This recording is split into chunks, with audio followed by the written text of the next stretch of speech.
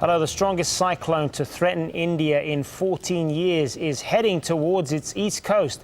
This satellite image shows just how big cyclone Phailin is. India's forecasters estimate its winds are blowing at speeds of 220 kilometers per hour. Phailin is expected to hit the coasts of Odisha and Andhra Pradesh states by evening.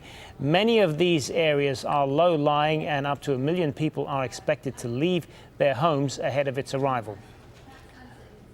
Well, this was the scene in Odisha on Friday evening, even before the storm hit. Emergency services are on alert as around 260,000 people moved to higher ground. Residents in vulnerable areas were stockpiling food and provisions. Our weather presenter Richard Angwin is with me with more on this now. Richard, how bad could this get? Well, Hassan, it looks as though it could be the worst storm since the 1999 disaster when 15,000 people lost their lives.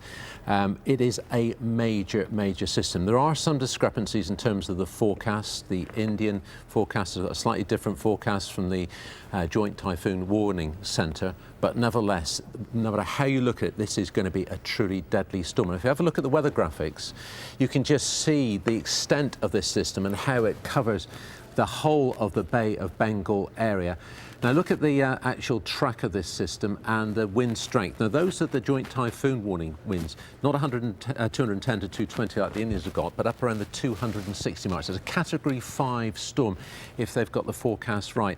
And a Category 5 is going to produce a storm surge in the order of 5 metres, maybe a little bit more than that. So it's going to have a huge extent. There's no two ways about that. There you can see the track. It goes across Brahmapur according to our calculation. So we're talking about northern Andhra Pradesh, southern Odisha, which used to be called Orissa, and as I say, this massive storm surge with huge amounts of rainfall, 250 millimetres of rain. The winds themselves are likely to be wave heights out there of 18 metres. Phenomenal. You can imagine what a wave of 18 metres looks like above the height of the ceiling of this building. It's a phenomenal sea out there to add to all the other problems as well. Yeah, it certainly looks like a really big one. So just update us then now. Where is it now and where is it heading?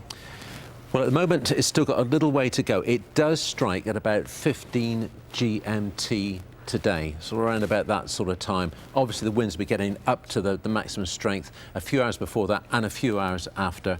And anywhere in northern Andhra Pradesh, southern Odisha is likely to be in the far line. This storm is hitting at a slightly different position to the one back in 1999, so it may just be a case that it hits slightly higher ground than it did back then, which may help slightly. Hopefully the warnings are in place a little bit better than they were back then, and evacuations will be more effective. Let's hope so. It certainly does look like it's going to be massive. We know you're going to keep keeping an eye on this for us, Richard Angwin there.